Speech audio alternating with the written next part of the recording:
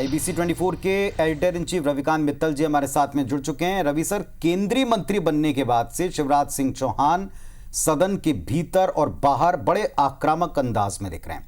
अक्सर जब वो ऐसा करते हैं तो सुर्खियां बन जाती हैं। सौम्य छवि वाले रहे हैं, मामा जी वाली इमेज में रहे हैं, लेकिन केंद्र में राहुल, कांग्रेस दोनों को एमएसपी, किसान, डीएनए, इन सारे कठोर शब्दों से घेरना है। क्या है इसके पीछे की बिग पिक्चर?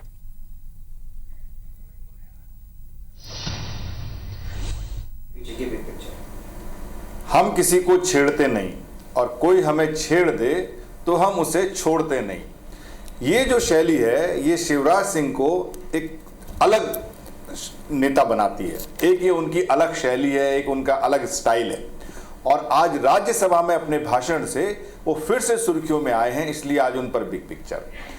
अब देखिए, मध्य प्रदेश में इतनी भारी संख्या से बीजेपी को दोबारा सत्ता में लाने के बाद भी जब उन्हें मुख्यमंत्री नहीं बनाया गया तो ये बात तय हो गई थी कि अब शिवराज सिंह चौहान का जो लाभ है वो केंद्र को मिलेगा। ये बात पक्की हो गई थी कि उनको एक कोई ऐसा मंत्रालय दिया जाएगा जो कि चुनौती भरी बात होगी मोदी के लिए। तो कृषि जो मंत्रालय उनको दिया गया, क्योंकि किसानों का जो मसला है वो मोदी के लिए हमेशा से एक चुनौती वाला बना रहा है। तो आज उन्होंने अपने भाषण में जिस तरीके से जो कृषि के और किसानों के लिए वो 6 सिद्धांतों पर काम कर रहे हैं, अगर वो उन 6 सिद्धांतों को अच्छे से क्रियान्वयन कर पाएं तो ये शिवराज के लिए भी और मोदी सरकार के लिए एक बड़ी सफलता होगी।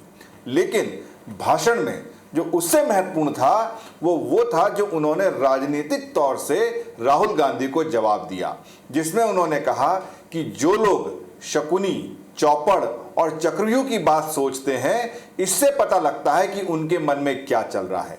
उन्होंने कहा कि राहुल और कांग्रेस चूंकि षड्यंत्रकारी हैं, इसलिए उनको ये सब याद आता है। हमें तो जब महाभारत याद आती है तो कृष्ण याद आते हैं, उनकी लीलाएं याद आती हैं।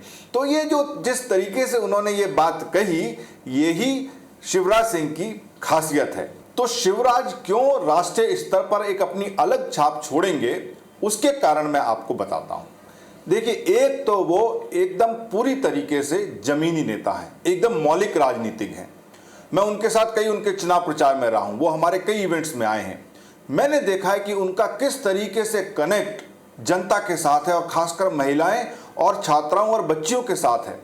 ये आसान नहीं होता कि मामा आप बन जाओ, बहनों के और भाई बन जाओ और मामा बन के इतने समय तक उसको अब जी भी लो, उसको अपना भी लो और उसी तरीके से काम करो कि चुनाव दर चुनाव आपको महिलाएं वोट करें। 18 साल एक राज्य का मुख्यमंत्री रहना कोई कम बात नहीं हो, वो भी सफल, और उसके बाद भी जीता के ले आना बार बार। तो एक वो इस तरीके के नेता हैं। दूसरा, अत्यधिक परिश्रमी हैं।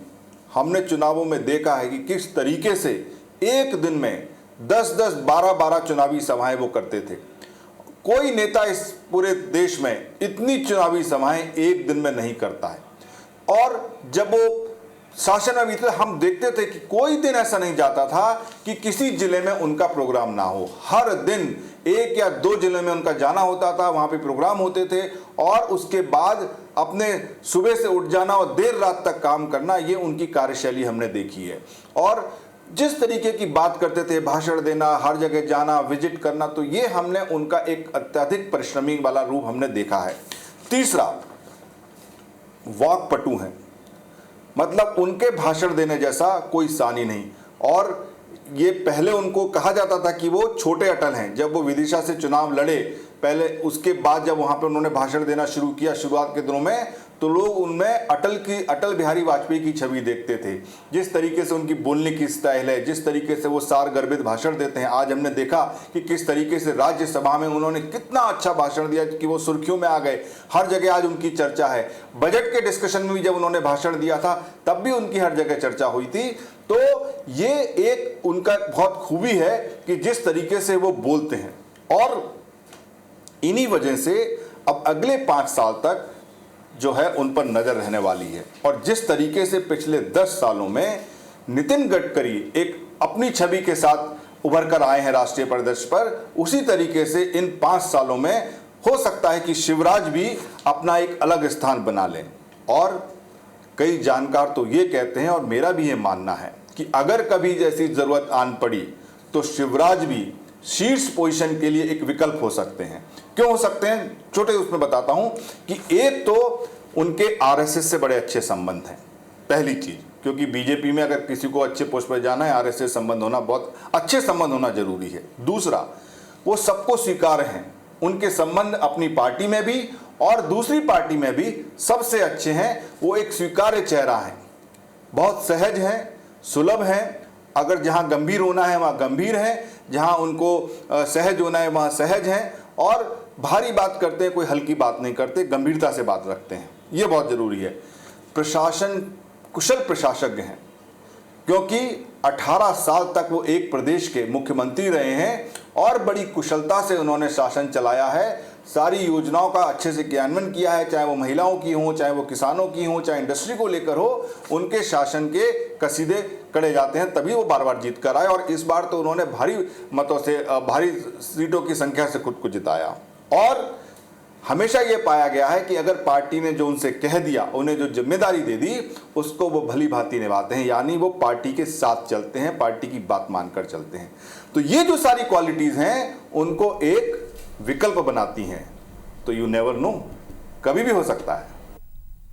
बिल्कुल आपने ठीक कहा सर, कभी भी हो सकता है। और जैसा आपने कहा, नितिन गडकरी जी ने अपने काम से इंफ्रास्ट्रक्चर के क्षेत्र में सड़कों के जाल को लेकर के जैसी इमेज क्रिएट की है एक केंद्रीय मिनिस्टर के तौर पर, वाकई बिल्कुल एक अलग छवि में, एक अलग लगनशीलता के साथ में, ज़्यादा तत्परता के साथ में शिवराज जी ऐसा करते दिख रहे हैं। फिलहाल आज की बिग पिक्चर के सारे शेड्स जो कुछ भी सामने आए हैं उनका अच्छी तरह से आपने विश्लेषण किया। धन्यवाद सर आपका जुड़ने के लिए।